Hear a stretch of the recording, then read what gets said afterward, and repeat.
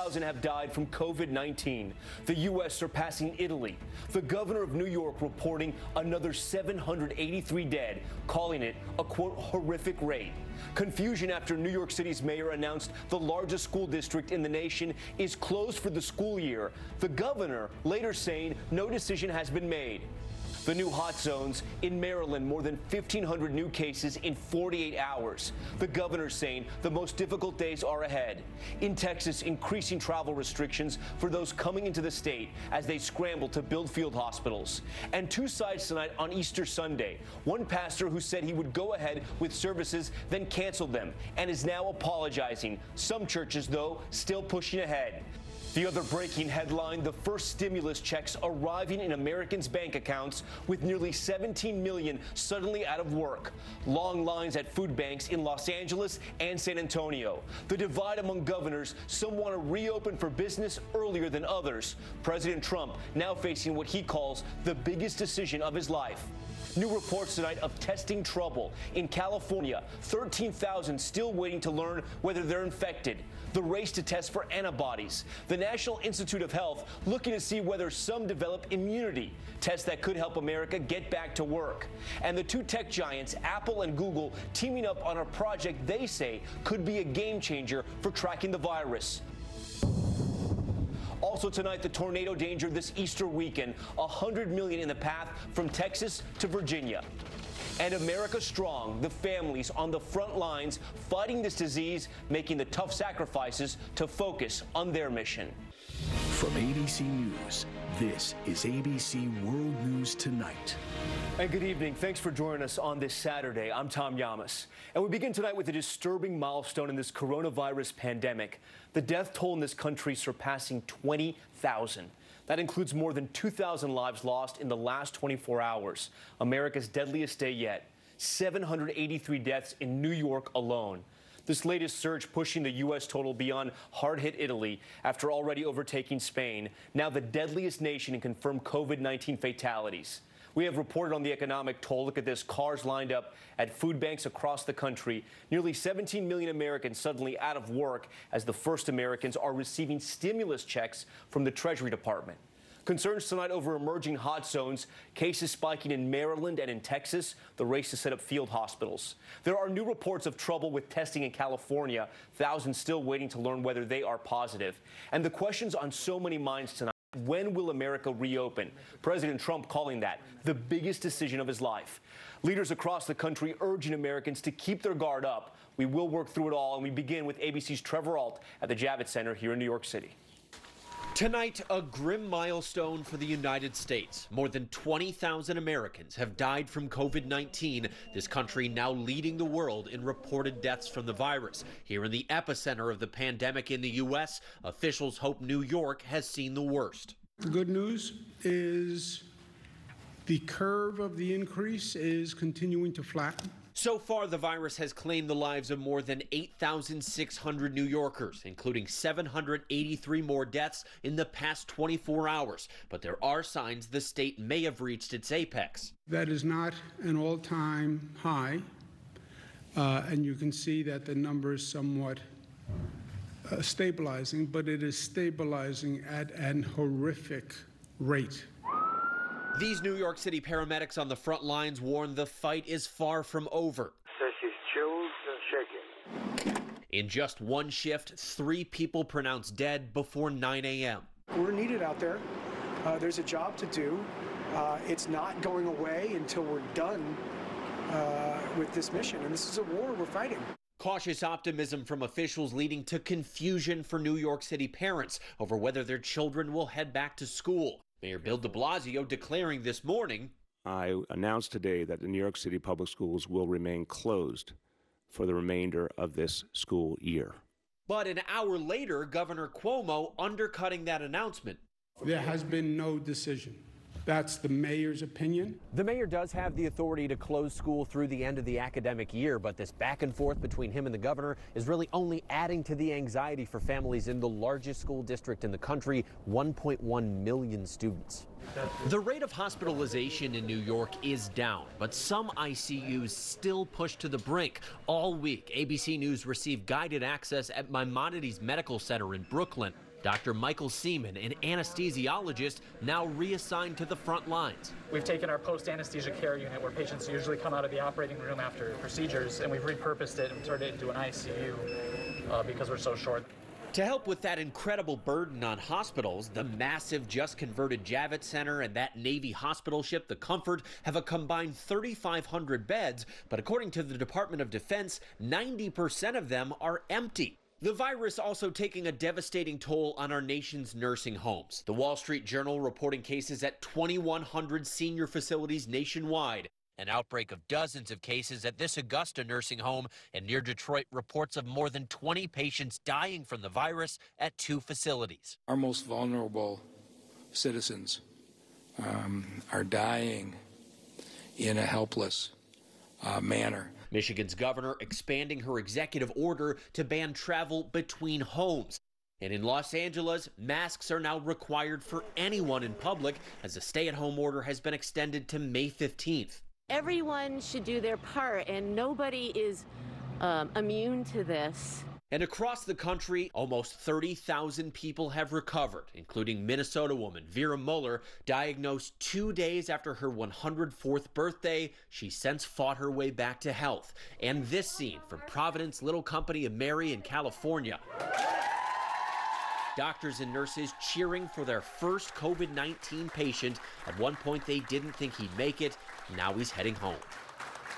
Those are great survivor stories, and Trevor Ault joins us now from the Javits Center, now converted into a hospital. And Trevor, we've reported that facility and the hospital ship, the Comfort, were supposed to relieve pressure on the hospitals here in New York, but so far they've been used far below their capacity.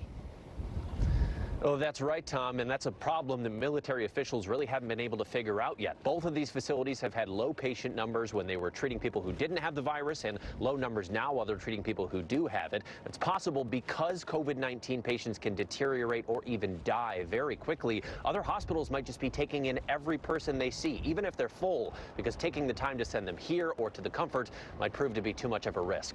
Tom? Trevor Ault reporting live for us tonight. Trevor, thank you. Next, several states are reporting a surge in cases. New hot zones with millions set to mark Easter Sunday, a test of faith, but also a test of social distancing, with some but not all churches urging parishioners to stay home. The concern those gathering may threaten unnecessary exposure in the fight. ABC's Stephanie Ramos is outside St. Patrick's Cathedral. Tonight, dramatic video shows the moment officers in Philadelphia dragged a man off of a bus. Police say it started over a disturbance on the bus, but the man says he was kicked off for not wearing a face covering. SEPTA, the transportation authority in Philadelphia, issuing a policy last week requiring all passengers to wear masks in line with CDC guidelines to prevent the spread of COVID-19. But now they say that mask policy will not be enforced. Across the country, states are taking measures to keep people safe as they prepare for a surge in cases. Maryland reporting more than 1,500 new cases in the last 48 hours. More than 200 people have died. Governor Larry Hogan warning of tough days ahead. We are ramping up the curve. This is going to be one of our most dangerous times ever this weekend and over the next week or so.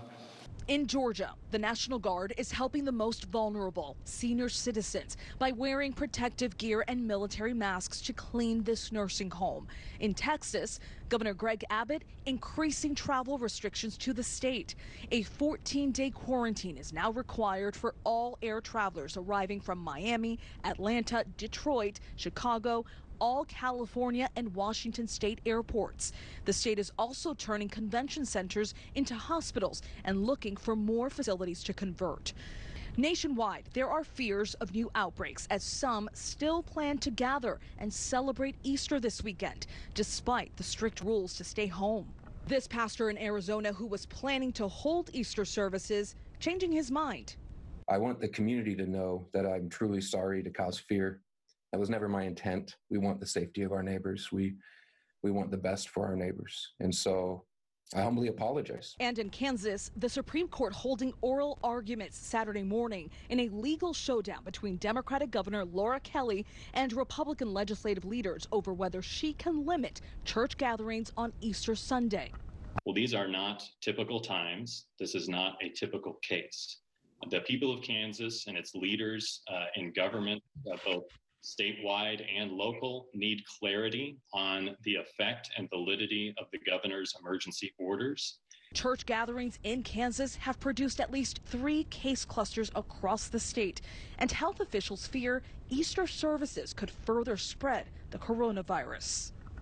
And Stephanie Ramos joins us now from St. Patrick's Cathedral in New York City. And Stephanie, on the issue of Easter Sunday, services will be streamed live tomorrow from that church and many others?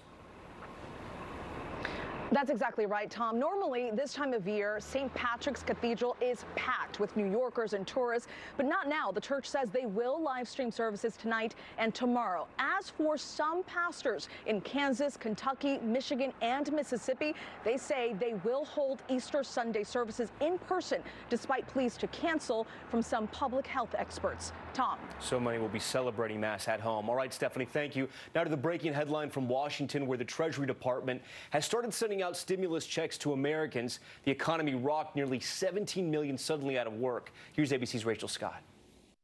Tonight, with millions of Americans waiting for those checks from the federal government, ABC News learning the first round of payments have started going out to families. Alice Stanford, a banquet server who is out of work, tells us she has not received her check yet, and the $1,200 will be just a drop in the bucket. I check my bank account and I check it 3 times a day, hoping that the stimulus check will be there, but as of yet, it is not here. Across the country, nearly 17 million filed for unemployment in the past 3 weeks alone. Businesses shuttered. This Georgia bar stapled bills on its walls for years. The owner now taking it all down to donate more than $3,700 to her unemployed staff. We literally had money on the walls and time on our hands, and there was not a more perfect time to give back to my people. This Easter weekend, long lines at food banks across the country. Thousands of families in Los Angeles and San Antonio waiting for hours. At one point, President Trump hoped the country would be back to normal by now. Tonight, his coronavirus task force team meeting at the White House as he wrestles over when to reopen the country, calling it his biggest decision yet. What metrics you will use to make that decision? The metrics right here. That's my metrics. That's all I can do. I can listen to 35 people. At the end, I've got to make a decision. But the president resisted a nationwide lockdown, leaving it up to the governors to call the shots. Some states closed until at least June. Others hoping to reopen as soon as safely possible. If we do it too fast without the appropriate strategies, it will just lead to a potential closure because of another outbreak of COVID-19. Okay, Rachel Scott joins us now live from Washington. And Rachel, governors on both sides of the aisle are coming together to ask for more help from the federal government? That's right, Tom. Governors Larry Hogan and Andrew Cuomo are asking Congress for $500 billion to help states with the crisis. But lawmakers are split over what comes next, more money for small businesses or a bigger relief package. Tom? Rachel, thank you. Now to California, where thousands are reporting a lag in testing results. At the same time, the race across the country to develop antibody tests that could help Americans get back to work. Here's ABC's Will Carr in Los Angeles. Tonight, with Americans desperate to return to a sense of normalcy, a key part to getting there is testing. In California, there's a logjam. More than 13,000 people are still waiting for their test results. Nationwide, more than 2 million people have been tested for the coronavirus. That's less than 1% of the U.S. population. This is some state officials, according to the Wall Street Journal, are saying the federal government has failed to provide enough equipment for a rapid test that has been touted by the White House. The federal government is urging states to order more supplies through the CDC. The National Institutes of Health just announced it will test 10,000 healthy volunteers to see if they have antibodies for the virus, joining researchers across the country, including at USC, in the race to safely reopen the country. If I'm immune, and scientifically I've been proven to be immune, then I can re-enter the workforce and I can play a bigger role in making sure we're safer. The hope, people who have antibodies will be immune, although that's not for sure at this point. Kai Belville volunteered. Why did you want to get tested? I wanted to get tested to have peace of mind for myself, but also, and more importantly, the people around me. Tonight, Apple and Google, two tech rivals, are teaming up to develop smartphone software that some are calling a potential game changer in the race to trace the virus. It's called contact tracing. Technology will ask people to voluntarily report if they've been infected, then alert every phone they come in contact with. The hope, the technology can dramatically drop the number of new cases. The big concern with that technology is privacy. Both Apple and Google say your personal information will be protected, but tonight the ACLU says there's room for improvement. Tom. Will Carr with that new reporting tonight for us. Will, thank you. Next, the staggering global impact of this outbreak. Britain under lockdown as the UK records its deadliest day. 917 people dying in 24 hours. At the same time, the British Prime Minister, this is file video here, remains hospitalized, but his condition said to be improving. And tonight, this image, the Pope in a nearly empty St. Peter's Basilica, marking the eve of Easter. And there is much more ahead on World News Tonight this Saturday, answering your coronavirus questions. Could the country see a new round of cases this fall? And the tornado danger this holiday weekend, 100 million Americans now bracing for severe weather. A tornado watch just issued. Rob Marciano standing by for us. Stay with us. I knew about the tremors, but when I started seeing things, I didn't know what was happening, so I kept it in. He started believing things that weren't true. I knew something was wrong, but I didn't say a word. During the course of their disease, around 50% of people with Parkinson's may experience hallucinations or delusions. But now, doctors are prescribing Nuplazid, the only FDA-approved medicine proven to significantly reduce hallucinations and delusions related to Parkinson's. Don't take Nuplazid if you are allergic to its ingredients. Nuplazid can increase the risk of death in elderly people with dementia-related psychosis and is not for treating symptoms unrelated to Parkinson's disease.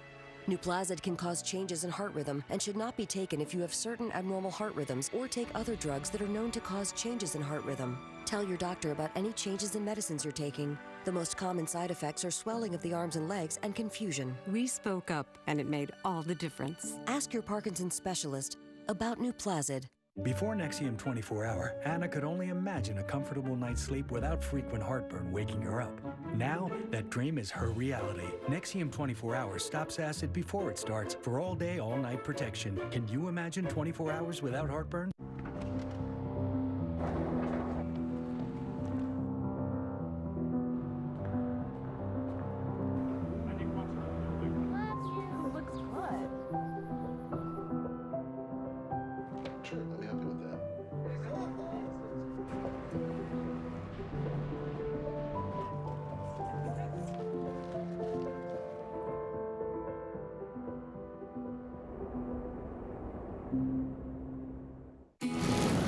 Feel the clarity